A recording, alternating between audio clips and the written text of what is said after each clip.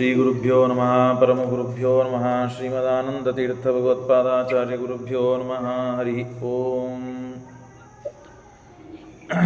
ನಾರಾಯಣಾಯ ಪರಿಪೂರ್ಣಗುಣಾರ್ಣವಾಯ ವಿಶ್ವೋದಯಸ್ಥಿತಿಲಯೋನ್ನಿಯತಿಪ್ರದಾಯ ಜ್ಞಾನಪ್ರದಾಯ ವಿಬುಧಾಸರಸೌಖ್ಯದುಃಖಸತ್ಕಾರಣಾಯ ವಿದತಾಯ ನಮೋ ನಮಸ್ತೆ. ಧರ್ಮವಿಜ್ಞಾನವೈರಾಗ್ಯಪರಮೈಶ್ವರ್ಯಶಾಲಿನಃ ಆನಂದತೀರ್ಥಭಗವತ್ಪಾದಾನ್ ವಂದೇ ನಿರಂತರಂ. ನೌಮಿನ್ಯಾಯ ಸುಧಾಧಿಕೃಜ್ಜಯಮುನೀನ್ ಶ್ರೀಪಾದರಾಟ್ಸನ್ಮಣೀನ್ ವ್ಯಾಸಾರ್ಯಾನ್ ವಿವಿಧಾಗಮಾಬ್ಧಿವಿಹರಾನ್ ಶ್ರೀವಾದಿರಾಜಾನಪಿ ವಂದೇಹಂ ಸವರಾನ್ ರಘುತ್ತಮಗುರೂನ್ ವೈದದ್ಯವಾರಾನಿಧೀನ್ ಶ್ರೀಸತ್ಯವೃತರಾಘವೇಂದ್ರಮುನಿಪಾನ್ ಸದ್ಬೋಧಸಧ್ಯಾನಪಾನ್ ವಿದ್ಯಾಯಾಂ ವಿಬುಧಾಚಾರ್ಯಂ ವೇದಜ್ಞಾನಾಬ್ಧಿಚಂದಿರಂ ದುರ್ಮತಧ್ವಾಂತಮಾರ್ತಂಡಂ ಸತ್ಯಧ್ಯಾನಮುನಿಂ ಭಜೆ. ಸತ್ಯಾವಿಜ್ಞಕರಾಬ್ಜೋತ್ಥಾನ್ ಪಂಚಾರದ್ವರ್ಷಪೂಜಕಾನ್ ಸತ್ಯಪ್ರಮೋದತೀರ್ಥಾರ್ಯಾನ್ ನೌಮಿನ್ಯಾಯ ಸುಧಾರತಾನ್. ಶಾಸ್ತ್ರೇಷು ಪಾರದರ್ಶ್ವಾನಂ ಶಾಸ್ತ್ರಜ್ಞೇಷು ಚ ವತ್ಸಲಂ ದೀನಭಕ್ತೋದ್ಧಾರಕರಂ ಸತ್ಯಾತ್ಮಾನಂ ಗುರುಂ ಭಜೆ. ವಿದ್ಯಾಪೀಠವಿದಾತಾರಂ ವಿದ್ಯಾವಾರಿಧಿಚಂದಿರಂ ವಿದ್ಯಾರ್ಥಿವತ್ಸಲಂ ವಂದೇ ಮಹಾಮಹಿಮಸದ್ಗುರುಂ. ಆಪಾದಮೌಲಿಪರ್ಯಂతం ಗುರುಣಾಂ ಆಕೃತಿಂ ಸ್ಮರೇತ್ ತೇನ ವಿಘ್ನಾಃ ಪ್ರಣಶ್ಯಂತಿ ಸಿದ್ಧ್ಯಂತಿ ಚ ಮನೋರಥಾಃ. ಶ್ರೀಗುರುಭ್ಯೋ ನಮಃ ಹರಿ ಓಂ.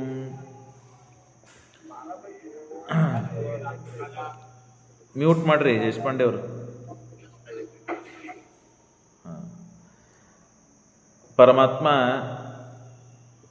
ರಾವಣ ತಾನು ಯಾರೆಲ್ಲ ಶತ್ರುಗಳನ್ನು ಕಳಿಸ್ತಾನೋ ಆ ಎಲ್ಲ ಶತ್ರುಗಳನ್ನು ಅನಾಯಾಸವಾಗಿ ಸಂಹಾರ ಮಾಡ್ತಾ ಇದ್ದಾನೆ.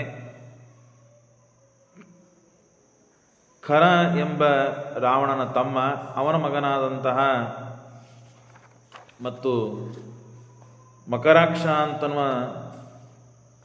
ಅಂತನೂ ಕೂಡ ಪರಮಾತ್ಮ ಆರಾಮಾಗಿ ಅನಾಯಾಸವಾಗಿ ಸಂಹಾರ ಮಾಡಿದ್ದಾನೆ. ಅನಂತರದಲ್ಲಿ ಸ್ವಯಂ ತಾನು ರಾವಣ ಬರ್ತಾನೆ. ರಾವಣ ಬಂದು ಎಲ್ಲರನ್ನೂ ಸೋಲಿಸ್ತಾನೆ, ಎಲ್ಲ ಕಪಿಗಳನ್ನು ಸೋಲಿಸ್ತಾನೆ. ಅಂಗದ, ಸುಗ್ರೀವ, ಜಾಂಬವಂತ ಎಲ್ಲರನ್ನೂ ಸೋಲಿಸಿ ಕೊನೆಗೆ ಹನುಮಂತ ದೇವರ ಹತ್ರ ಬರ್ತಾನೆ. ಹನುಮಂತ ದೇವರು ಮುಷ್ಟಿಪ್ರಹಾರ ಮಾಡಿದ್ದಕ್ಕಾಗಿ ಅವನು ರಕ್ತವಾಂತಿಯನ್ನು ಮಾಡಿಕೊಳ್ತಾನೆ. 10 ಮುಖಗಳಿಂದ ರಕ್ತಪಾತವನ್ನು ಮಾಡಿಕೊಂಡು ಆಗ ಈ ಅವಸ್ಥೆಯನ್ನು ತರಲು ಸಮರ್ಥನಾದವನು ನೀನು ಒಬ್ಬನೇ, ಇನ್ಯಾರೂ ಸಮರ್ಥರಲ್ಲ ಅಂತ ಹೇಳಿ ಆ ಹನುಮಂತ ದೇವರನ್ನು ಕೊಂಡಾಡಿ, ಹನುಮಂತ ದೇವರಿಗೂ ನಾನು ನಿಮಗೆ ಒಂದು ಮುಷ್ಟಿಪ್ರಹಾರವನ್ನು ಮಾಡ್ತೀನಿ ಅಂತಂದರೆ ಹನುಮಂತ ದೇವರಿಗೆ ಯಾವ ವಿಕಾರಗಳು ಆಗೋದಿಲ್ಲ. ಹಾಗಾಗಿ ಹನುಮಂತ ದೇವರ ಮುಂದೆ ನಿಂತರೆ ನನ್ನ ಅವಸ್ಥೆ ದುರ್ಧರ ಅವಸ್ಥೆ ಆಗ್ತದೆ ಅಂತ ಹೇಳಿ ತಾನು ಅಲ್ಲಿಂದ ಹೊರಟು ಹೋಗಿ ನೀಲನ ಹತ್ರ ಬರ್ತಾನೆ. ನೀಲನ ಜೊತೆಗೆ ಬಹಳಷ್ಟು ಯುದ್ಧ ಮಾಡ್ತಾನೆ. ಆಗ ಧನುಸ್ಸನ್ನು, ರಥವನ್ನು ಎಲ್ಲವನ್ನು ಮುರಿದು ಹಾಕಿ ಅಗ್ನ್ಯಸ್ತ್ರವನ್ನು ಬಿಡುತ್ತಾನೆ. ಯಾರು? ರಾವಣ. ಅಗ್ನ್ಯಸ್ತ್ರವನ್ನು ಬಿಟ್ಟಾಗ ಅಗ್ನ್ಯಸ್ತ್ರವನ್ನು ಬಿಟ್ಟ ತಕ್ಷಣ ಇವನು ಮೂರ್ಛಿತನಾಗಿ ಬೀಳುತ್ತಾನೆ. ಯಾಕೆಂದರೆ ನೀಲ ಇವನು ಸಾಮಾನ್ಯ ಅಗ್ನಿದೇವರ ಅವತಾರನೇ. ಹಾಗಾಗಿ ನೀಲ ಅಗ್ನ್ಯಸ್ತ್ರದಿಂದ ಮೂರ್ಛಿತನಾಗ್ತಾನೆ ಹೊರತು ಅಗ್ನ್ಯಸ್ತ್ರ ಇವನನ್ನು ಸುಡುವುದಿಲ್ಲ. ಯಾಕೆಂದರೆ ಮೂಲ ರೂಪ ಇವನು ನೀಲ, ಯಾರು? ಅಗ್ನಿನೇ. ಹಾಗಾಗಿ ಅಷ್ಟೇ ಶಕ್ತಿಶಾಲಿಯಾಗಿ ಇರಲು ಸಾಧ್ಯವಿಲ್ಲ ಅವತಾರ ಮಾಡಿದಾಗ. ಮೂಲ ರೂಪದಲ್ಲಿ ಯಾವ ಶಕ್ತಿ, ಸಾಮರ್ಥ್ಯಗಳು, ಜ್ಞಾನ ಇರ್ತದೋ ಅದೆಲ್ಲವೂ ಅವತಾರ ರೂಪದಲ್ಲಿ ಇರೋದಿಲ್ಲ. ಹಾಗಾಗಿ ಮೂರ್ಛಿತನಾಗಿ ಬಿದ್ದ ಹೊರತು ಸುಡಲಿಲ್ಲ ಅಂತ ಹೇಳಿ ತಾವು ತಿಳಿಸಿಕೊಡ್ತಾರೆ. ಆಗ ನೀಲ ತಾನು ಅಲ್ಲಿಂದ ತಥೋ ಯಯೋ ರಾಘವಮೇವ ರಾವಣ ನಿವಾರಯಾಮಾಸು ತವಾಸು ಲಕ್ಷ್ಮಣ. ನೀರ ಮೂರ್ಛಿತನಾಗಿ ಬಿದ್ದಿದ್ದಕ್ಕೆ ರಾಮ ಇನ್ನು ನೇರವಾಗಿ ರಾವಣನ ಜೊತೆಗೆ ರಾವಣ ನೇರವಾಗಿ ರಾಮನ ಮುಂದೆ ಬರ್ತಾನೆ ಯುದ್ಧ ಮಾಡೋಷ್ಟೊತ್ತಿಗೆ. ಆಗ ಆ ಲಕ್ಷ್ಮಣ ಬಂದು ತಡಿತಾನೆ. ರಾಮನ ಜೊತೆಗೆ ಯುದ್ಧ ಮಾಡೋಕ್ಕಿಂತ ಮುಂಚೆ ನನ್ನ ಜೊತೆ ಯುದ್ಧ ಆಗಬೇಕು ಅಂತ ಲಕ್ಷ್ಮಣ ತರೆದಾಗ ಮತ್ತೆ ತಾನು ತತಕ್ಷುತಸ್ತಾವು ಅಧಿಕೋ ಧನುರ್ಭೃತಾಂ ಶರೀರ ಅವರಾದ ರಾವಣ ಧಾರಣೈ ನಿವಾರಿತಾತೇನ. ರಾವಣ ಕುಪಿತನಾದ, ಸಿಟ್ಟಿಗೆ ಬಂದ. ರಾಮನ ಜೊತೆಗೆ ಯುದ್ಧ ಮಾಡಬೇಕು ಅಂತ ಹೋದರೆ ಇವನೇ ಬಂದಿದ್ದಾನೆ ಅಂತ ಹೇಳಿ ಸಿಟ್ಟಿಗೆ ಬಂದ. ನಿವಾರಿತಸ್ತೇನ ದಶಾನನಃ. ಆಗ ವೃಷಾನ್ವಿತಃ ರಾವಣಂ ಅಮೋಘಮಸ್ತ್ರಂ, ಒಂದು ಅಮೋಘವಾದಂತಹ ಸ್ವಯಂಭುದತ್ತವಾದಂತಹ ಭಯಂಕರವಾದ ಅಮೋಘ ಎಂಬ ಭಯಂಕರವಾದ ಅಸ್ತ್ರವನ್ನು ಬ್ರಹ್ಮ ನೀಡಿದ್ದ. ಅದನ್ನು ಲಕ್ಷ್ಮಣನ ಮೇಲೆ ಪ್ರಯೋಗ ಮಾಡ್ತಾನೆ. ಲಕ್ಷ್ಮಣನಿಗೆ ಹಣೆಗೆ ಬಂದು ಬಡಿತದೆ. ರಾವಣ ಮತ್ತು ಲಕ್ಷ್ಮಣನಿಗೆ ಯುದ್ಧವಾಗ್ತಾ ಇದೆ.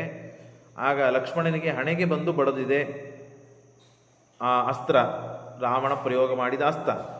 ಆಗ ಸ್ವಯಂಭುದತ್ತಂ ಪ್ರವಿವಿಶ್ಯ ಚಾಶು ಲಲಾಟ ಮಧ್ಯೆ ಪ್ರಮಮೋಚ ತಸ್ಯ ಲಲಾಟ ಮಧ್ಯೆ ಪ್ರಮಮೋಚ ತಸ್ಯ ಭೃಶಃ ತಸ್ತೇನ ಮಮೋಹ ಲಕ್ಷ್ಮಣಃ. ಮೂರ್ಛೆಗೆ ಬಂದು ಬಿದ್ದಿದ್ದಾನೆ. ಆಗ ಮೂರ್ಛೆಗೆ ಬಿದ್ದುದನ್ನು ನೋಡಿ ತಾನು ಆಗ ರಾವಣ ರಥಾದವಾಪ್ಲುತ್ಯ, ರಥದಿಂದ ತಳಗಡೆ ಇಳಿದು ದಶಾನನ ಕ್ಷಣಾದವಭೃತ್ಯ, ಅವನನ್ನು ಹಿಡಿದು ಬಿಟ್ಟರೆ ಮುಗಿದೋಯ್ತು, ನಾವು ಯುದ್ಧವನ್ನು ಗೆದ್ದಂತೆ. ರಾಮನಿಗೆ ದೇಶಪಾಂಡೆ ಅವ್ರು ಮ್ಯೂಟ್ ಮಾಡ್ರಿ. ಲಕ್ಷ್ಮಣ ಸಿಕ್ಕು ಬಿಟ್ಟ ಅಂತಂದ್ರೆ ನಾವು ಯುದ್ಧ ಗೆದ್ದಂತೆ. ಯಾಕೆ ಅಂದರೆ ರಾಮನಿಗೆ ಲಕ್ಷ್ಮಣನ ಮೇಲೆ ಬಹಳ ಪ್ರೀತಿ ಇದೆ. ಹಾಗಾಗಿ ನೀನು ಇಲ್ಲಿಂದ ಸೈನ್ಯವನ್ನು ತಿರುಗಿ ಕಳಿಸ್ಬಿಡು, ಇಲ್ಲದಿದ್ದರೆ ಲಕ್ಷ್ಮಣನ ನಾನು ಬಿಡೋದಿಲ್ಲ ಅಂತ ಹೇಳಿಬಿಟ್ರೆ ರಾಮ ಹೋಗ್ಬಿಡ್ತಾನೆ. ಹಾಗಾಗಿ ಲಕ್ಷ್ಮಣನ ಅಪಹಾರ ಮಾಡಿಕೊಂಡು ಮನೆಗೆ ಹೋಗಬೇಕು ಅಂತ ರಥದಿಂದ ತಳಗೆಳೆದು ಅವನನ್ನು ಹಿಡಿದಿದ್ದಾನೆ. ಪ್ರಗಕ್ಷ್ಯ ಸ್ವಬಾಹುಭಿಹಿ, ತನ್ನ ಬಾಹುಗಳಿಂದ ನೇತುಂ ಇಚ್ಛಂ ಸಮೈಚ್ಛತ. ಸಂಪ್ರಾಪ್ಯ ಸಂಜ್ಞಾಂ ಚ ಸುಬಾಹು ಸುವಿಫ್ಫಲೋಪಿ ಸ್ಮಸ್ಮಾರ ರೂಪಂ ನಿಜಮೇವ ಲಕ್ಷ್ಮಣಃ. ಶೇಷಂ ಹರೇರಂಶಯುತಂ ನ ಚಾಸ್ಯ ಸಂಚಾಲನಾಯಾಪಿ ಶಶಾಕ ಲಕ್ಷ್ಮಣಃ. ಆಗ ಲಕ್ಷ್ಮಣ ಮೂರ್ಛೆಗೆ ಬಂದು ಬಿದ್ದಂತೆ ಇರ್ತಾನೆ. ಆಗ ರಾಮ ಲಕ್ಷ್ಮಣನ ಈ ಮಾತನ್ನು ಹೇಳ್ತಾನೆ. ಲಕ್ಷ್ಮಣ, ನೀನು ಯಾರು ಗೊತ್ತಾ? ನೀನು ಶೇಷನ ಅಂಶ, ಶೇಷಾವೇಶ ಇದೆ, ಸಂಕರ್ಷಣ ಅಂಶ ಇದೆ. ಹಾಗಾಗಿ ನಿಜರೂಪನೆಂದು ನೆನಪ ಮಾಡಿಕೋ, ಸ್ಮರಣೆ ಮಾಡಿಕೋ. ರಾವಣ ಇವನನ್ನು ಎತ್ತುಕೊಂಡು ಹೋಗಬೇಕು ಅಂತ ಪ್ರಯತ್ನ ನಡೆಸಿರ್ತಾನೆ. ಆದರೆ ಸಂಕರ್ಷಣ ರೂಪಿಯಿಂದ ಅವಿಷ್ಟನಾದ ಶೇಷಾಂಶನಾದಂತಹ ಈ ಲಕ್ಷ್ಮಣ ತನ್ನ ನಿಜರೂಪವಾದ ಶೇಷವನ್ನು ಸ್ಮರಣೆ ಮಾಡಿದ್ದಕ್ಕೆ ಅವನಿಗೆ ಅಳ್ಳಾಡಿಸ್ಲಿಕ್ಕೂ ಆಗೋದಿಲ್ಲ. ಯಾಕೆ? ಅಷ್ಟು ಜ್ಞಾನ, ಬಲ, ಶಕ್ತಿ ಎಲ್ಲ ಬಂದುಬಿಡುತ್ತದೆ ಆ ಲಕ್ಷ್ಮಣನಿಗೆ. ಹಾಗಾಗಿ ಆ ರಾವಣ ಅವನನ್ನು ಕರೆದುಕೊಂಡು ಹೋಗಬೇಕು ಅಂತ ಎಳೆದುಕೊಂಡು ಹೋಗಬೇಕು ಅಂತ ಎಷ್ಟು ಪ್ರಯತ್ನ ಪಟ್ಟರೂ ಏನೂ ಮಾಡಲಿಕ್ಕೆ ಆಗಲಿಲ್ಲ. ಹೇಳುತ್ತದೆ ತಾತ್ಪರ್ಯನಿರ್ಣಯ. ಶೇಷಂ ಹರೇರ್ ಅಂಶಯುತಂ, ಶೇಷ ಮತ್ತು ಸಂಕರ್ಷಣ ರೂಪಿಯಾದ ಭಗವಂತನ ಅಂಶ ಇದೆ. ಹಾಗಾಗಿ ನಚಾಸ್ಯ ಸಂಚಾಲನಾಯಾಪಿ ಶಶಾಕ ರಾವಣ, ರಾವಣ ಅವನನ್ನು ಅಳ್ಳಾಡಿಸ್ಲಿಕ್ಕಾಗುವುದಿಲ್ಲ. ಬಲಾಸ್ವದೋಭಿಹಿ, ಭಯಂಕರ ಪ್ರಯತ್ನ ಮಾಡ್ತಾ ಇದ್ದಾನೆ. ಪ್ರಗರ್ಕ್ಷ್ಯ ಚಾಕಿಲೈಹಿ ಯದಾ ಸ ವೀರಂ ಪ್ರಚಕರ್ಷ ರಾವಣ. ಆಗ ಮಾತು ಬರ್ತದೆ, ಚಚಾಲ ಪೃಥ್ವಿ ಸಹ ಮೇರುಮಂದರ, ಮೇರುಮಂದರದಿಂದ ಸಹಿತವಾದ ಪೃಥ್ವಿ ಅಲ್ಲಾಡಿಬಿಡುತ್ತಂತೆ. ಆದರೆ ಲಕ್ಷ್ಮಣ ಅಳ್ಳಾಡಲಿಲ್ಲ. ಸಸಾಗರಾಚೈವನ ನೈವಲ ಚಚಾಲ ಲಕ್ಷ್ಮಣ, ಲಕ್ಷ್ಮಣ ತಾನು ಆಚೆ ಈಚೆ ಆಗಲಿಲ್ಲ. ಯಾಕೆ ಗೊತ್ತಾ? ಇಷ್ಟು ಸಾಮರ್ಥ್ಯ ಲಕ್ಷ್ಮಣನಿಗಿದೆ. ಇಡೀ ಮೇರುಮಂದರ ಸಮುದ್ರ ಪರ್ವತಗಳೆಲ್ಲ ಅಲ್ಲಾಡ ಹೋದರೂ ಲಕ್ಷ್ಮಣ ಮಾತ್ರ ಆಚೆ ಈಚೆ ಚಲನ ಆಗಲಿಲ್ಲ ಲಕ್ಷ್ಮಣನಿಗೆ. ಲಕ್ಷ್ಮಣದ ಇಷ್ಟು ಸಾಮರ್ಥ್ಯ ಇದೆ.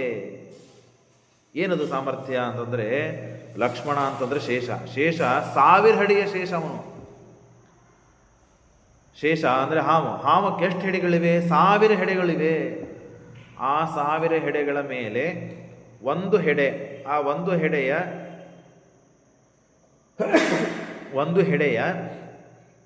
ಹೆಡೆಯ ಮೇಲೆ ಬ್ರಹ್ಮಾಂಡವನ್ನು, ಸಾಸ್ವಿ ಕಾಳದಷ್ಟು ಪ್ರಮಾಣದ ಬ್ರಹ್ಮಾಂಡವನ್ನು ಧಾರಣೆ ಮಾಡಿದ್ದಾರೆ. ಅಂದರೆ 50 ಕೋಟಿ ವಿಸ್ತೀರ್ಣವಾದ ಬ್ರಹ್ಮಾಂಡ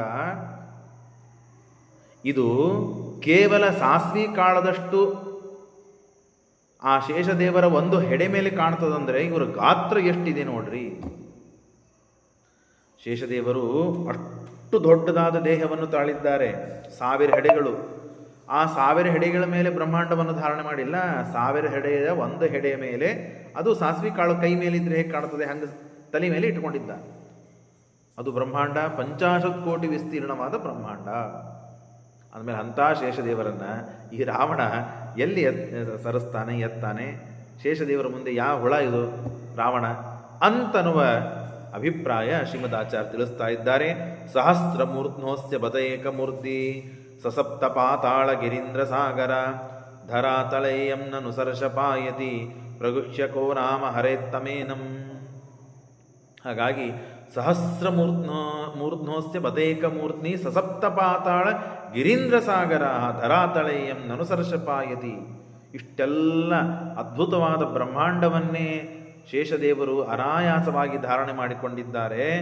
ಅಂದಮೇಲೆ ಈ ನಿಶಾಚರ ರಾವಣ ಅವನನ್ನು ಏನು ಎತ್ತುಕೊಂಡು ಹೋಗ್ತಾನೆ? ಹಾಗಾಗಿ ಸಮಸ್ತ ಜೀವಾಧಿಪತೆ ಇಷ್ಟೆಲ್ಲ ನಡೀತಾ ಇದೆ. ಆಗ ಎಲ್ಲ ಜೀವರ ಅಂತರ್ಯಾಮಿಯಾದ, ಎಲ್ಲ ಜೀವರ ಅಧಿಪತಿಯಾದಂತಹ ವಾಯುದೇವರು ತಾವು ಬಂದಿದ್ದಾರೆ. ಬಂದು ಆ ರಾವಣನ ಮುಂದೇನೆ ಹಾರಿ ನಿಂತರು. ತನು ಸಮುತ್ಪಪಾತಾಶು ಪುರೋ ಹನುಮಾನ್. ಹನುಮಂತ ದೇವರು ತಾವಲ್ಲೂ ಬಂದು ನಿಂತಿದ್ದಾರೆ. ಮತ್ತೆ ಪುನಃ ಮುಷ್ಟಿ ಪ್ರಹಾರ ಮಾಡಿದ್ದಾರೆ. ಬಿಡು ರಾಮನನ್ನು, ಬಿಡು ಆ ಲಕ್ಷ್ಮಣನನ್ನು ಬಿಟ್ಟು ಓಡುವಗಿಲಿಂದ ಅಂತನ್ನುವ ಅಭಿಪ್ರಾಯದಿಂದ ಜೋರಾಗಿ ಮುಷ್ಟಿ ಪ್ರಹಾರವನ್ನು ಮಾಡಿದ್ದಾರೆ. ಮಾಡಿ ಮತ್ತೆ ಪುನಃ ವಜ್ರಕಲ್ಪಂ ಜಗಾನ ತೇನೈವ ಸ ರಾವಣಂ ವೃಷ. ಮತ್ತೆ ಸಿಟ್ಟಿಗೆ ಬಂದಿದ್ದಾರೆ. ರಕ್ತಮುಷ್ಣಂ ವ್ಯಸುವತ್ ಪಪಾತ್. ರಕ್ತ ಕಕ್ಕಿ ಅಲ್ಲೇ ಮೂರ್ಛೆಗೆ ಬಂದು ಬಿದ್ದು ಹೋಗಿದ್ದಾನೆ ರಾವಣ. ಲಕ್ಷ್ಮಣನ ಬಿಟ್ಟ. ನಿಪಾತ್ಯ ರಕ್ಷೋಧಿಪತಿಂ ಸಮಾರುತಿ ಪ್ರಗುಕ್ಷ್ಯ ಸೌಮಿತ್ರಿ ಮುರಂಗಪಾ ಶಾಯಿನಃ ಜಗಾಮ ರಾಮಾಖ್ಯ ತನೋ ಸಮೀಪಂ ಸೌಮಿತ್ರ ಮುದ್ದರ್ತುಂ. ಆಗ ಹನುಮಂತ ದೇವರು ಅನಾಯಾಸವಾಗಿ ಆ ಲಕ್ಷ್ಮಣನನ್ನು ಎತ್ತಿ ರಾಮನ ಮುಂದೆ ತಂದು ಇಟ್ಟರು. ಅಲ್ಲ, ನಾವು ಇಷ್ಟೊತ್ತನ ಕೇಳಿದ್ವಿ 1000 ಹೆಡೆಗಳು ಶೇಷ.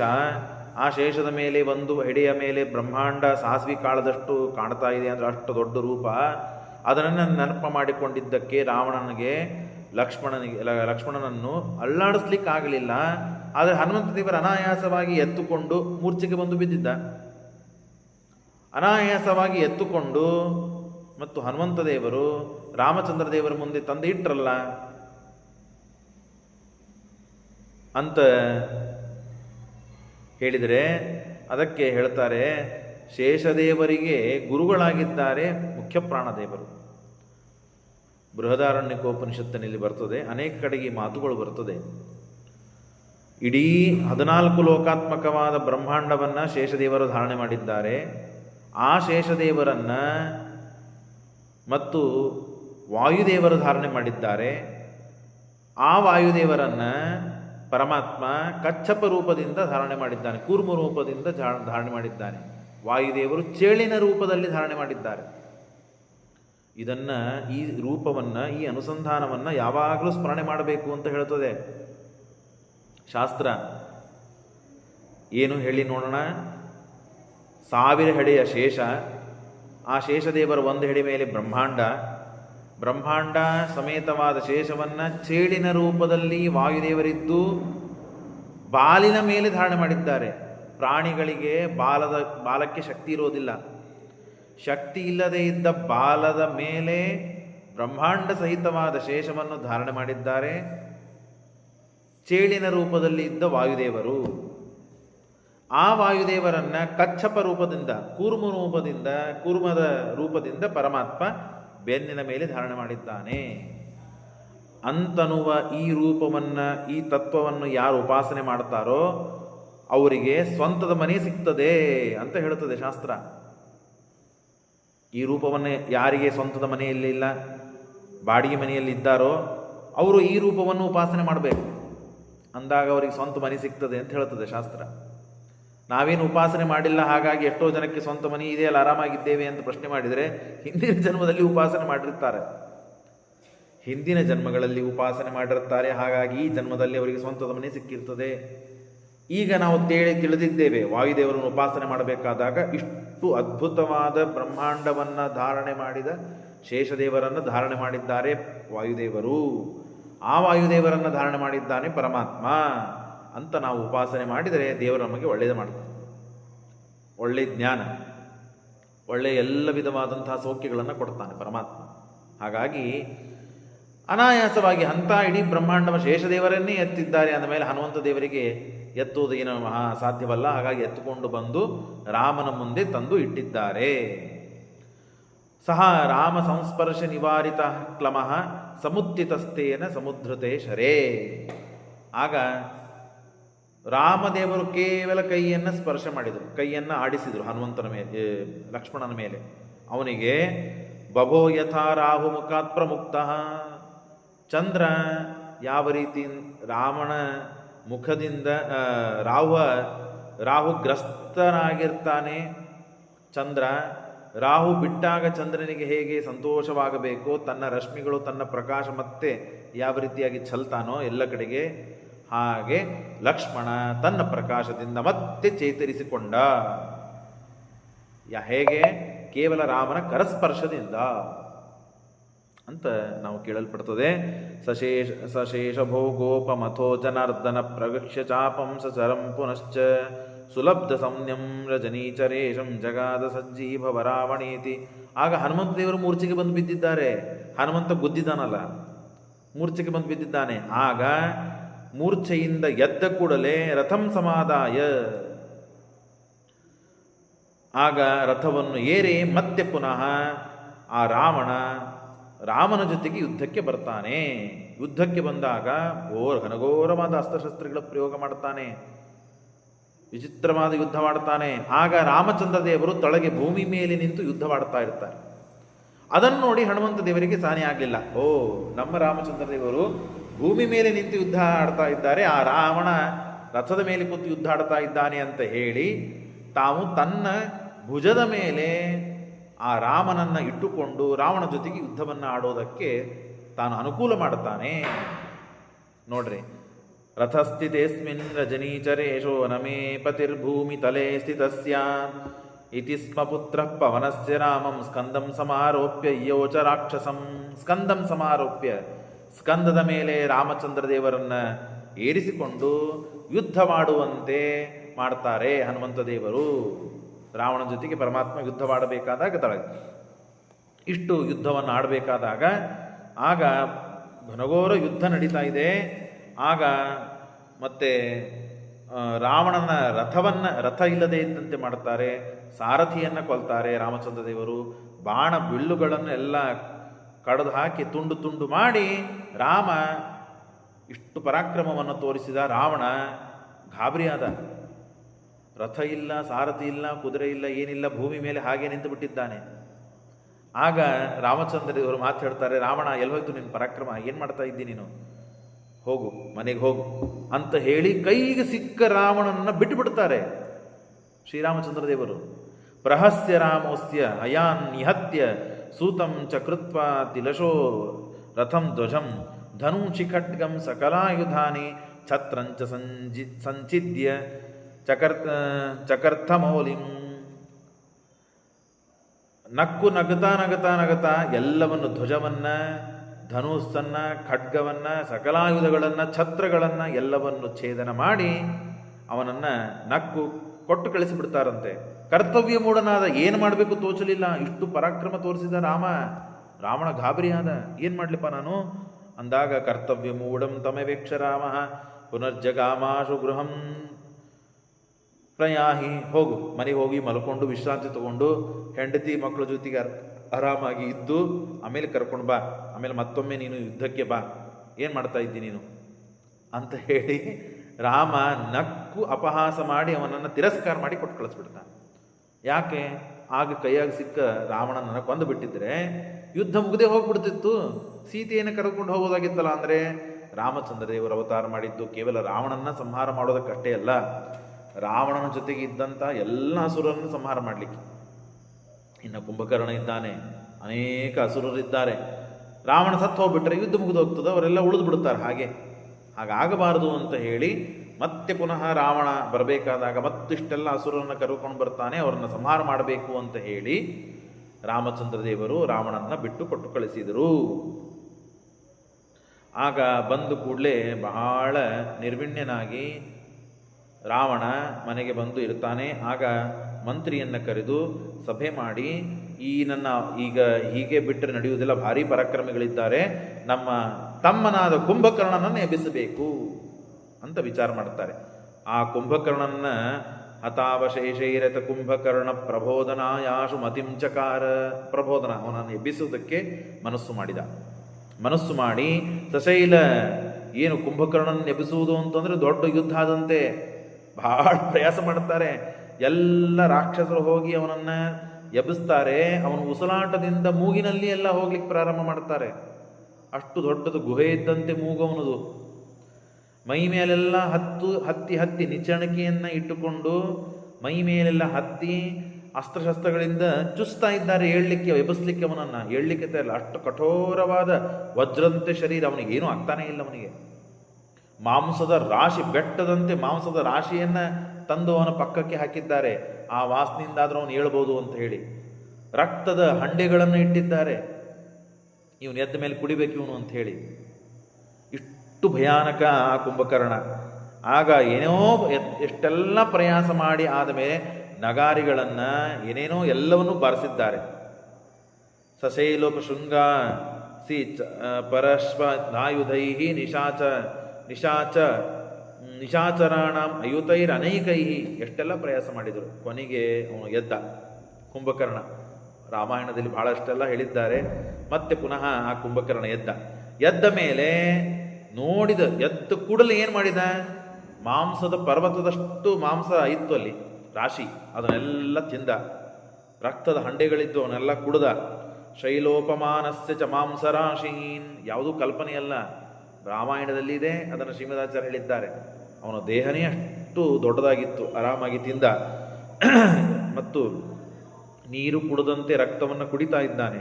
ಸುಸುಪ್ತಮೇನಂ, ತೃಪ್ತಿಪಟ್ಟ. ಎದ್ದ ಕೂಡಲೇ ಆಹಾರ ಸಿಕ್ತು, ತೃಪ್ತಿಪಟ್ಟ. ಪರಮಾದರೇಣ, ಸಂತೋಷನಾಗಿ. ಆವಾಗ ಸಮಾಹ್ವಯಾಮಸ, ಆಯ್ತಪ್ಪ ತೃಪ್ತಿಪಟ್ಟಿಲ್ಲೋ, ಸಭೆಗೆ ಬಾ, ರಾವಣ ಕರೀತಾ ಇದ್ದಾನೆ ಅಂತ ಹೇಳಿ ದೊಡ್ಡದಾದ ಸಭೆ ಮಾಡಿದ್ದಾನೆ ರಾವಣ. ಅಲ್ಲಿ ಈ ಕುಂಭಕರ್ಣನನ್ನು ಕರೆದಿದ್ದಾನೆ. ಆಗ ಕುಂಭಕರ್ಣನಿಗೆ ರಾವಣ ಈ ಮಾತನ್ನು ಹೇಳ್ತಾನೆ. ಏನು ಹೇಳ್ತಾನೆ? ಉವಾಚ ಚೈನಂ ರಜನೀಚರೇಂದ್ರ ಪರಾಜಿತೋಸ್ಮದ್ಯ ಈ ಜೀವತಿ ತ್ವಯಿ.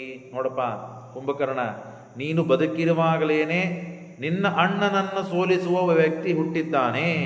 ನಾನು ಸೋತು ಹೋದೆ, ನೀ ಬದುಕಿದ್ದಾಗ ಅಂದರೆ ಇಷ್ಟು ನೀನು ಮಹಾಪರಾಕ್ರಮಿ ಇದ್ದಾಗ ನಿನ್ನ ಅಣ್ಣನನ್ನು ಸೋಲಿಸುವ ವ್ಯಕ್ತಿ ಒಬ್ಬನಿದ್ದಾನೆ ನೋಡು ಅಂತ ಹೇಳಿ ಆಗ ಹೇಳಿದಾಗ, ನರೇಣೈವಚ ರಾಮನಾಮ್ನ. ಯಾರವನು ನಿನ್ನನ್ನು ಸೋಲಿಸಿದವನು? ರಾಮ ಅಂತ ಒಬ್ಬ ಮನುಷ್ಯ, ಅವನು ಮತ್ತೆ ನನ್ನನ್ನು ಸೋಲಿಸಿದ್ದಾನೆ. ನೀನವನ್ನ ಕೊಂದು ನನ್ನ ಪ್ರೀತಿಗೆ ಪಾತ್ರನಾಗು, ನನ್ನನ್ನು ಸಂತೋಷಪಡಿಸು ಅಂದಾಗ ರಾಮ ಯಾರವನು? ನಿನಗೆ ಅವನಿಗೆ ಯಾಕೆ ಶತ್ರುತ್ವ ಬೆಳೀತು? ನೀನು ಯಾಕೆ ಅವನ ಜೊತೆಗೆ ಯುದ್ಧ ಆಡೋ ಪ್ರಸಂಗ ಬಂತು? ಎಲ್ಲ ಕೇಳ್ಕೊಂಡ ಕುಂಭಕರ್ಣ. ಸುಮ್ಮನೆ ಹಾಗೆ ಯುದ್ಧಕ್ಕೆ ಹೋಗಲಿಲ್ಲ ಕುಂಭಕರ್ಣ, ಎಲ್ಲ ಕೇಳ್ಕೊಂಡಾಗ ಎಲ್ಲ ಹೇಳಿದ. ಹಾಗಾದ್ರೆ ನೀನು ತಪ್ಪಿದೆ, ನೀನು ಯಾಕೆ ಸೀತೆಯನ್ನು ಅಪಹರಣ ಮಾಡಿದಿ? ನೇರವಾಗಿ ಪ್ರಶ್ನೆ ಮಾಡಲಿಕ್ಕೆ ಶುರು ಮಾಡಿದ. ವಾರ್ತಾಲಾಪವಾಯಿತು ಕುಂಭಕರ್ಣನಿಗೂ ರಾವಣನಿಗೆ. ರಾಮ ಸಾಮಾನ್ಯ ಅಲ್ಲ, ನಾನು ಕೇಳಿದ್ದೇನೆ ಹಿಂದಕ್ಕೆ, ಮಹಾಪರಾಕ್ರಮಿ.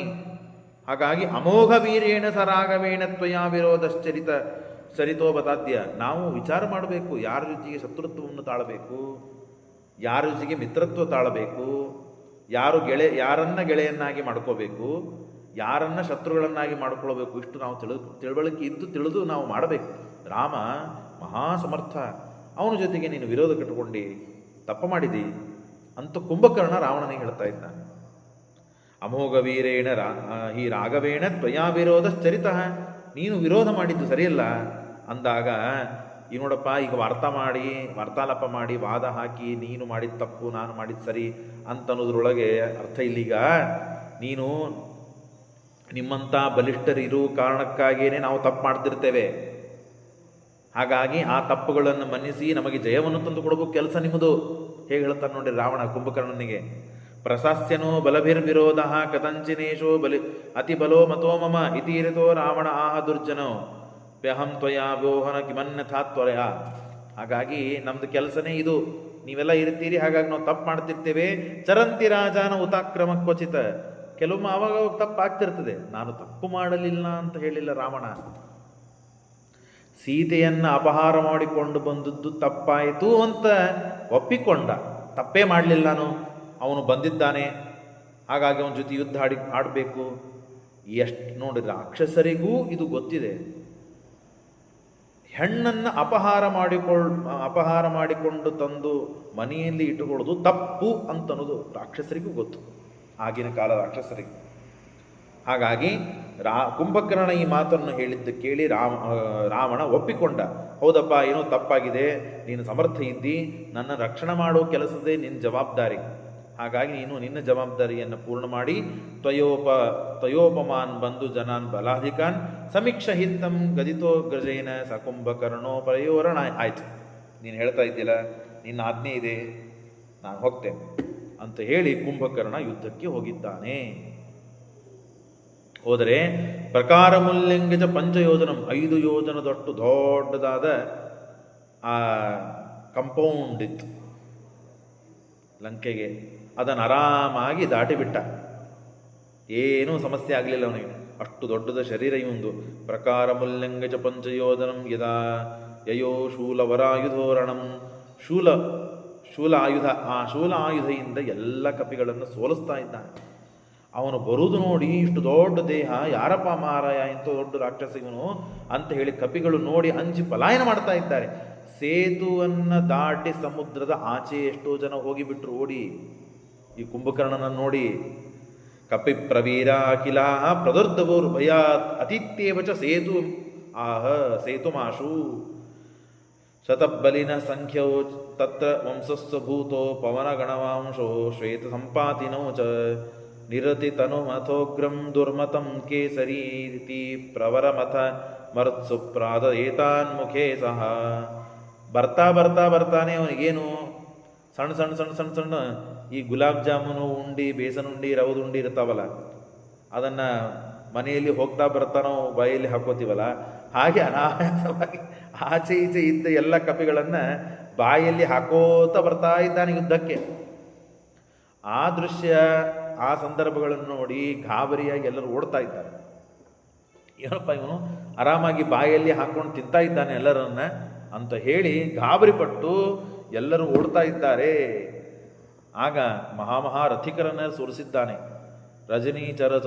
ರಜನೀಚರ ವರೋಸೋ ಕುಂಭಕರ್ಣ ಪ್ರತಾಪಿ ಕುಮುದಮಪಿ ಜಯಂತಂ ಪಾಣಿನ ಸಂಪಿಪೇಶ. ಹೀಗೆ ಒಂದು ಕೈ ಹಾಕಿದ ಅಂದ್ರೆ ಅಷ್ಟು ಜನ ಪುಡಿ ಪುಡಿಯಾಗಿ ಹೋಗ್ತಾ ಇದ್ದರು. ಕೈಗೆ ಸಿಕ್ಕರೆ ಬಾಯಲ್ಲಿ ಹೋಗ್ತಿದ್ರು, ಕೈಗೆ ಸಿಗದೇ ಇದ್ರೆ ಅಪಚ್ಚೆ ಆಗ್ತಿದ್ರು. ಹೀಗೆ ಅವನು ಪರಾಕ್ರಮ, ಕಾಲಿಟ್ಟಲ್ಲೆಲ್ಲ ಸಾಯ್ತಾ ಇದ್ದಾರೆ. ಹೀಗೆ ನಲಮಥ ಚ ಗದಾದೀನ್ ಪಂಚನೀಲಂ ಸತಾರಂ ಅಥಾಂಗದಶ್ಚ ಜಾಂಬವಾನ್ ನಿತಾತ್ಮನಶ್ಚ ವಾನರೈ. ಎಲ್ಲರೂ ಬಂದು ಯುದ್ಧಕ್ಕೆ ನಿಂತಾ ಇದ್ದಾರೆ. ಅಂಗದ, ಜಾಂಬವಂತ, ಸುಗ್ರೀವ ಎಲ್ಲರೂ ಅವನ ಮುಂದೆ. ಸುಗ್ರೀವ ಮತ್ತು ಜಾಂಬವಂತ ಗಿಡಗಳಿಂದ ಸಮೇತವಾದ ಬೆಟ್ಟದಾಕಾರದಂತ ಇರುವ ಇವನಿಗೆ ಬೆಟ್ಟವನ್ನು ಎಸಿತಾ ಇದ್ದಾರೆ, ಕಲ್ಲು ಎಸೆದಂತೆ. ಇಬ್ಬಿಬ್ಬರು ಕೂಡಿ ಬೆಟ್ಟವನ್ನು ಎಸೆತಾ ಇದ್ದಾರೆ. ಆ ಬೆಟ್ಟ ಇವನಿಗೆ ಬಂದು ಬಡಿಬೇಕು, ಪುಡಿ ಪುಡಿ ಪುಡಿಯಾಗಿ ಬೀಳಬೇಕು. ಏನೇನೇನೋ ಆಗ್ತಾ ಇದ್ದಿಲ್ಲ ಕುಂಭಕರ್ಣನಿಗೆ, ಅಷ್ಟು ಬಲಿಷ್ಠ.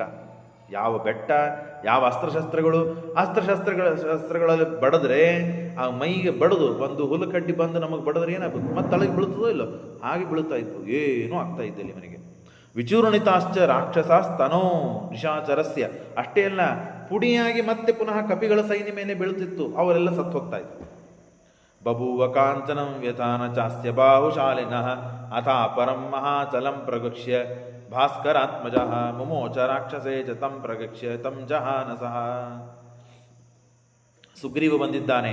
ಸುಗ್ರೀವ ಬಂದರೆ ಸೂರ್ಯ ತತಾಡ ಚಾಂಗದಂ ವೃಷಾ ಸ ಜಾಂಬವಂತಮಾಶುತೋ ನಿಪೇತಿತು ಸ್ಥಲಾತಲೌ.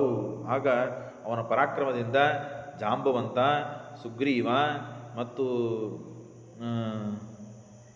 ಅಂಗದ ಇವರೆಲ್ಲ ಬಂದು ತಾವು ಬೀಳುತ್ತಾ ಇದ್ದಾರೆ. ಇಷ್ಟೆಲ್ಲ ನಡೀತಾ ಇದ್ದಾಗ ಏನು ಮಾಡಬೇಕು ಅಂತ ತಿಳಿತಾ ಇಲ್ಲ. ಆಗ ಭಾರೀ ಪರಾಕ್ರಮವನ್ನು ಕುಂಭಕರ್ಣ ತೋರಿಸ್ತಾ ಇದ್ದಾಗ ಅಥಾಂಗದಶ್ಚ ಜಾಂಬವಾನ್, ಆ ಬಳಿಕ ಅಂಗದ, ಜಾಂಬವಂತ, ಸುಗ್ರೀವ ಎಲ್ಲರೂ ಕೂಡ ಮತ್ತೆ ಬೆಟ್ಟದ ಪ್ರಯೋಗವನ್ನು ಮಾಡ್ತಾ ಇದ್ದಾರೆ. ಆಗ ಸುಗ್ರೀವ ಸಾಯುವ ಪ್ರಸಂಗ ಬಂತು. ಇಷ್ಟು ಘನಘೋರವಾದಂತಹ ಸಾಮರ್ಥ್ಯವನ್ನು ತೋರಿಸಿದ. ತದಾಪಪಾದ ಸೂರ್ಯಸ್ತತಾಟ ಚಾಂಗದಂ ವೃಷ.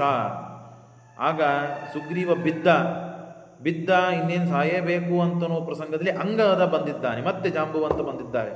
ಕೋಪದಿಂದ ಕುಂಭಕರ್ಣನನ್ನು ಬಡಿತಾ ಇದ್ದಾರೆ. ಆಗ ಅಂಗೈಯಿಂದ ತಾನು ಹೊಡಿಸಿಕೊಂಡು ಮತ್ತೆ ಅವರಿಬ್ಬರು ಅಲ್ಲೇ ಬಿದ್ದರು. ಹೊಡಿತಾ ಇದ್ದಾರೆ, ಅಸ್ತ್ರಶಸ್ತ್ರಗಳನ್ನು ಹೀಗೆ ಝಾಡಿಸ್ತಾ ಇದ್ದಾನೆ. ಅಂಗೈಯಿಂದ ಜಾಂಬವಂತ ಮತ್ತು ಮತ್ತೆ ಅಂಗದನನ್ನು ಮತ್ತೆ ಬಿಡಿಸಿದ. ಬಿದ್ದು ಅಲ್ಲೇ ಇಬ್ಬರು ಬಿದ್ದರು. ಮೊದಲಿಗೆ ಸುಗ್ರೀವ ಬಿದ್ದಿದ್ದಾನೆ, ಅವನನ್ನು ಬದುಕಿಸಬೇಕು, ಅವನನ್ನು ಉಳಿಸಬೇಕು ಅಂತ ಯುವರಾಜನಾದ ಅಂಗದ ಬಂದ, ಜಾಂಬವಂತ ಬಂದ, ಅವ್ರನ್ನೂ ಬಿಳಿಸಿ ಅತಪ್ರಗಕ್ಷ್ಯ ಭಾಸ್ಕರಂ. ಆಗ ಬಲಿಷ್ಠನಾದಂತಹ ಕುಂಭಕರ್ಣ ಅಲ್ಲಿಂದ ಹೊರಟು ಏನು ಮಾಡಿದ, ಈ ಸುಗ್ರೀವನು ಎಳ್ಕೊಂಡು ಹೊಂಟಿದ್ದಾನೆ. ಸುಗ್ರೀವ ಯಾರು? ರಾಜನ ಹಿಡಿದು ಬಿಟ್ಟಿರ್ಬೋದಾಯ್ತಲ್ಲ, ಎಲ್ಲ ಕಪಿಗಳು ಮೊದಲೇ ಓಡಿ ಹೋಗಿಬಿಟ್ಟಿದ್ದಾರೆ ಇವನು ಪರಾಕ್ರಮ ಕಂಡು. ಇನ್ನು ರಾಜನೇ ಸಿಕ್ಕಿಬಿಟ್ಟ ಅಂತಂದರೆ ಮತ್ತಾಯಿತು, ಹಾಗಾದರೆ ನಾವು ಗೆದ್ದೇ ಬಿಡ್ತೀವಿ ಯುದ್ಧವನ್ನು ಅಂತ ಹೇಳಿ ತಾನು ತನ್ನ ಮನೆಗೆ ಅಂದರೆ ರಾವಣನ ಹತ್ರ ಈ ಸುಗ್ರೀವನನ್ನು ಎಳೆದುಕೊಂಡು ಕೈಯಲ್ಲಿ ಇಟ್ಟುಕೊಂಡು ಹೊರಟಿದ್ದಾನೆ. ಯಾರು? ಕುಂಭಕರ್ಣ. ಹೊರಟಾಗ ಕುಂಭಕರ್ಣನಿಗೆ ಒಳಗೆ ಪ್ರವೇಶ ಮಾಡಿದ ಊರಿನಲ್ಲಿ. ಕುಂಭಕರ್ಣನಿಗೆ ಜಯವಾಗಲಿ ಅಂತ ಹೇಳಿ ಎಲ್ಲರೂ ಪುಷ್ಪವೃಷ್ಟಿಯನ್ನು ಮಾಡ್ತಾ ಇದ್ದಾರೆ. ತಂಪಾದ ಹಸಿಯಾದ ಪುಷ್ಪಗಳು. ಆ ಪುಷ್ಪವೃಷ್ಟಿಗಳನ್ನು ಮೇಲೆ ಶಿಖರದ ಮೇಲೆ ನಿಂತು, ಮೇಲಿನ ಮಹಡಿಯಲ್ಲಿ ನಿಂತು ಇವನನ್ನು ಪುಷ್ಪವೃಷ್ಟಿ ಮಾಡ್ತಾ ಇದ್ದಾರೆ. ತಳಗೆ ಮಾಡಿದ್ರೆ ಎಲ್ಲಿ ಪಾದಕ್ಕೆ ಹೋಗಿ ಬೀಳುತ್ತದೆ ಅಷ್ಟೇ, ಇವನ ಮೇಲೆ ಬೀಳುವುದಿಲ್ಲ, ಅಷ್ಟು ದೊಡ್ಡ ದೇಹ ಒಂದು. ಪುಷ್ಪವೃಷ್ಟಿಯನ್ನು ಮಾಡ್ತಾ ಇದ್ದಾಗ ಆ ತಂಪನೆಯಾದ ಒದ್ದೆಯಾದ ಹೂಗಳು ಸುಗ್ರೀವನ ಮೇಲೂ ಬಿದ್ದಾಗ ಎಚ್ಚರಗೊಂಡ. ಹಿಂದೆನೇ ಹನುಮಂತ ದೇವರು ಹೊರಟಿದ್ದಾರೆ. ನನ್ನ ರಾಜ, ಇವರು ಮಂತ್ರಿ, ಹನುಮಂತ ದೇವರು ನನ್ನ ರಾಜನನ್ನು ರಕ್ಷಣೆ ಮಾಡಬೇಕು ಅಂತ ಹಿಂದೆನೇ ಹನುಮಂತ ದೇವರು ಹೊಂಟಿದ್ದಾರೆ. ಆಗ ಸುಗ್ರೀವ ಮೂಗನ್ನ ಜೋರಾಗಿ ಕಚ್ಚಿ ಅಲ್ಲಿ ಅವನ ಕೈಯಿಂದ ಜಾರಿ ಓಡಿ ಬಂದಿದ್ದಾನೆ ಸುಗ್ರೀವ. ಹೀಗೆ ಇಷ್ಟು ಕಥೆ ನಡೀತಾ ಇದೆ. ಅಲ್ಲಿಂದ ನ್ಯವಾರಯಚ್ಚ ಶರವರ್ಷಧಾರಾಯ ಆ ಪುಷ್ಪವೃಷ್ಟಿ ಆಯಿತು. ಅಲ್ಲಿಂದ ಬಂದಿದ್ದಾನೆ. ದ್ವಾಭ್ಯಾಂ ಕರಾಭ್ಯಾಂ ತಾನಲ್ಲಿಂದ ಓಡಿ ಬರುವ ಪ್ರಸಂಗ ಬಂತು.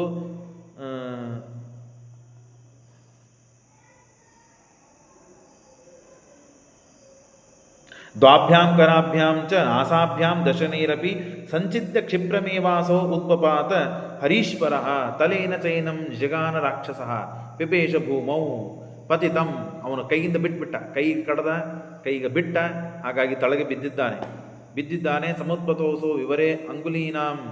ಆಗ ಕಾಲಿನಿಂದ ಜೋರಾಗಿ ಆ ಸುಗ್ರೀವನು ತುಳಿಬೇಕು ಅಂತ ಇಟ್ಟಿದ್ದಾನೆ. 2 ಅಂಗುಲಿಯ ಮಧ್ಯದಲ್ಲಿ ಸುಗ್ರೀವ ಸಿಕ್ಕೊಂಬಿದ್ದ. ಹಾಗಾಗಿ ಅದು ಎಷ್ಟು ಜಾಗ ಅಂತಂದರೆ ಈ ಮನೆಯಿಂದ ಆ ಮನೆಗೆ ಇದ್ದಷ್ಟು ದೊಡ್ಡದಾದ ಜಾಗ ಇತ್ತು. ಆರಾಮಾಗಿ ಅಲ್ಲಿ ಬಚಾವಾಗ್ಬಿಟ್ಟ. ಪಾದದಿಂದ ಕೈಯಿಂದ ಹೊಡಿಬೇಕು ಅಂತ ಹೊಡೆದ್ರೆ ಹೀಗೆ ಮಧ್ಯದಲ್ಲಿ ಜಾಗ ಇರ್ತದೆ, ಆ ಜಾಗದಲ್ಲಿ ಸಿಕ್ಕೊಂಡ್ಬಿಟ್ಟ ಸುಗ್ರೀವ. ಹಾಗಾಗಿ ಏನಾಗಲಿಲ್ಲ, ತಾನು ಪಾರಾಗ್ಬಿಟ್ಟ. ಅದನ್ನು ಹೇಳ್ತಾರೆ. ವಿವರೇ ಅಂಗುಲೀಯಾನಾಂ, ಅಂಗುಲಿಯಲ್ಲಿ ವಿವರ ಜಾಗ ಇತ್ತು.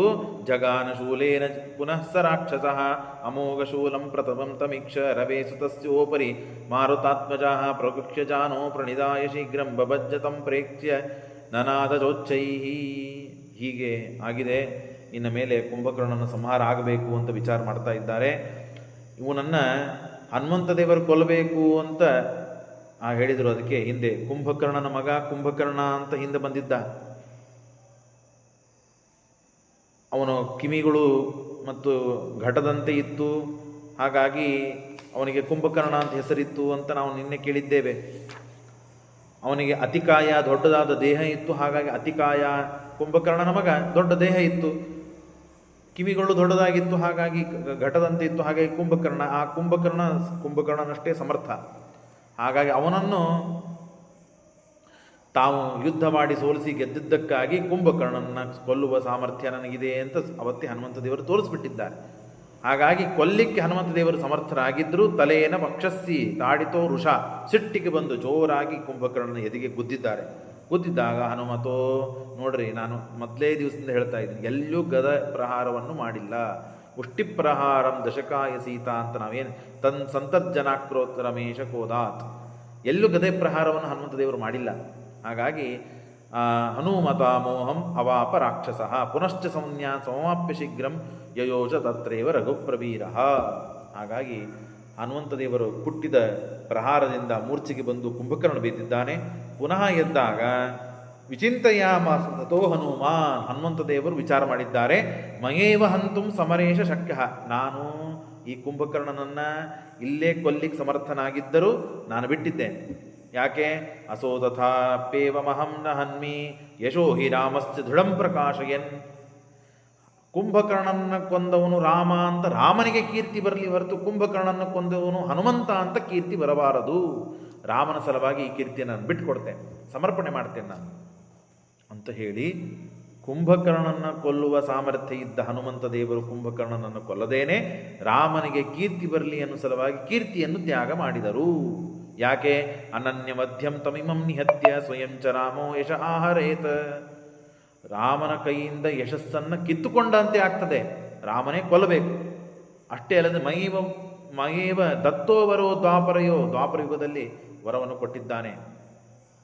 ಏನಂತ? ನಾನೇ ಬಂದು 3 ಅವತಾರ ಮಾಡಿ ನಿಮ್ಮನ್ನು ಕೊಲ್ತೇನೆ, ಹಾಗಾಗಿ ಇನ್ನು ಯಾರೂ ನಿಮ್ಮನ್ನು ಕೊಲ್ಲುವುದಿಲ್ಲ, ನಾನೇ ಬಂದು ಕೊಲ್ತೇನೆ ಅಂತ ಸ್ವಯಂ ದೇವರೇ ಆ ಜಯ ವಿಜಯರಿಗೆ ಶಾಪವಾದಾಗ ಬಂದು ವರ ಕೊಟ್ಟಿದ್ದಾನೆ, ಹೇಳಿದ್ದಾನೆ. ಅಂದ ಮೇಲೆ ನಾನು ಕೊಲ್ಲುವುದು ಸರಿಯಲ್ಲ ಅಂತ ಹೇಳಿ ಮಯೇವ ವಧ್ಯೋ ಭವತಂ ತ್ರಿಜನ್ಮಸು, 3 ಜನ್ಮದಲ್ಲಿ ನಾನೇ ನಿಮ್ಮನ್ನು ಸಂಹಾರ ಮಾಡ್ತೇನೆ ಅಂತ ಹೇಳಿದ್ದಕ್ಕೆ ಹನುಮಂತ ದೇವರು ಅದನ್ನು ತಿಳಿದು ಸಮರ್ಥರಾಗಿದ್ದರು. ಕುಂಭಕರ್ಣನನ್ನು ಸಂಹಾರ ಮಾಡದೇನೆ ರಾಮನಿಗೆ ಕೀರ್ತಿ ಬರಲಿ ಅಂತನೂ ಸಲುವಾಗಿ ಆ ಕುಂಭಕರ್ಣನನ್ನು ಹನುಮಂತ ದೇವರು ಬಿಟ್ಟರು. ನೋಡ್ರಿ, ಇದರಿಂದ ನಾವು ತಿಳಿದುಕೊಳ್ಳಬೇಕಾದದ್ದೇನು ಅಂದರೆ, ಯಾವ ಕೆಲಸ ನಮ್ಮ ಕಡೆಯಿಂದ ಅತ್ಯಂತ ಸಮರ್ಥವಾಗಿದ್ದರೂ ಆ ಕೆಲಸಕ್ಕೆ ಮತ್ತೊಬ್ಬರು ದೊಡ್ಡವರು, ಗುರುಗಳು, ಜ್ಞಾನಿಗಳು ನಿಯಮಿಸಿದ್ರು ಅಂತ ಆದರೆ ಆ ಜವಾಬ್ದಾರಿಯನ್ನು ಅವರಿಗೆ ಕೊಟ್ಟಿದ್ದರೆ ಆ ಜವಾಬ್ದಾರಿಯನ್ನು ಅವರಿಗೆ ಒಪ್ಪಿಸಿ ನಾವು ಅವರಿಗೆ ಸಹಾಯವನ್ನು ಮಾಡಿ ಬಿಡಬೇಕು, ಕೀರ್ತಿಯನ್ನು ಅವರಿಗೆ ಕೊಡಬೇಕು ಹೊರತು ಇದ್ದದ್ದನ್ನು ಇಲ್ಲದೇ ಇದ್ದದ್ದನ್ನು ಎಲ್ಲವನ್ನೂ ನಾನೇ ಮಾಡೀನಿ ಅಂತ ಹೇಳಿ ಸ್ವಾಮಿಗಳ ಕಡೆ ಮಂತ್ರಾಕ್ಷಿಸ್ಕೊಳ್ಳಿಕ್ಕೆ ನಾವೇ ಮುಂದೆ ಹೋಗಿ ನಾವೇ ಮಾಡಿದ್ರಿ ಅವರೇನು ಮಾಡಿಲ್ಲ ಅಂತ ಹೇಳಿಕೊಂಡು ಸುಮ್ಮನೆ ಕೀರ್ತಿಯನ್ನು ಪಡೆಯುವುದರೊಳಗೆ ಯಾವ ಅರ್ಥವಿಲ್ಲ. ಅದು ಪುಣ್ಯಕರವಾದದ್ದಲ್ಲ, ಅದರಿಂದ ಅಪಕೀರ್ತಿನೇ ಬರ್ತದೆ ಅಂತ ಅನ್ನುವ ತತ್ವವನ್ನು ಹನುಮಂತ ದೇವರು ತಿಳಿಸ್ತಾ ಇದ್ದಾರೆ. ಇದು ಈಗಿನ ಕಾಲದಲ್ಲಿ ಮಾಡೋದು, ಅನುಷ್ಠಾನದಲ್ಲಿ ಬರುವುದು ಬಹಳ ಕಠಿಣ. ಕೀರ್ತಿಯನ್ನು ಬಿಟ್ಟುಕೊಡೋದು, ಯಶಸ್ಸನ್ನು ಬಿಟ್ಟುಕೊಡೋದು ಬಹಳ ಕಠಿಣ. ಅದು ಬರಬೇಕಾದರೆ ಅವರಲ್ಲಿ ಅಷ್ಟು ಭಕ್ತಿ ಇದ್ದರೇನೇ ನಾವು ಬಿಡಲಿಕ್ಕೆ ಸಾಧ್ಯ. ಗುರುಗಳಲ್ಲಿ, ದೇವರಲ್ಲಿ ನಾವು ಭಕ್ತಿ ಮಾಡ್ತಾ ಇದ್ದಾಗಲೇ ಈ ಅನುಸಂಧಾನ ಬರುವುದಕ್ಕೆ ಸಾಧ್ಯವಾಗ್ತದೆ ಹೊರತು ಉಳಿದು ಇನ್ಯಾವ ಪ್ರಯತ್ನದಿಂದಲೂ ಈ ಅನುಸಂಧಾನ ಬರಲು ಸಾಧ್ಯವಿಲ್ಲ. ಹಾಗಾಗಿ ಅಂಥ ಹನುಮಂತ ದೇವರು ತಮ್ಮ ಸ್ವಾಮಿಯಾದ ಶ್ರೀರಾಮಚಂದ್ರನ ದೇವರಿಗೇನೆ ರಾವಣನ ಕುಂಭಕರ್ಣನ ಸಂಹಾರ ಮಾಡುವ ಕೀರ್ತಿ ಬರಲಿ ಅಂತನೂ ಸಲುವಾಗಿ ಅಂತನೋ ಕಾರಣಕ್ಕಾಗಿ ಅವನನ್ನು ಬಿಟ್ಟು ತಾವು ಹೊರಟು ಹೋಗಿದ್ದಾರೆ. ಇನ್ನು ಮುಂದೆ ರಾಮ ಮತ್ತು ಕುಂಭಕರ್ಣನಿಗೆ ಯುದ್ಧವಾಗಿ ಆ ಕುಂಭಕರ್ಣನನ್ನು ರಾಮಚಂದ್ರ ದೇವರು ಸಂಹಾರ ಮಾಡ್ತಾರೆ ಅಂತನೋ ಕಥೆಯನ್ನು ನಾವು ಕೇಳೋಣ ಅಂತ ಹೇಳ್ತಾ ಇವತ್ತಿನ ಭಾಗವನ್ನು ಇಲ್ಲಿ ಮುಗಿಸೋಣ. ಶ್ರೀಕೃಷ್ಣಾರ್ಪಣಮಸ್ತು.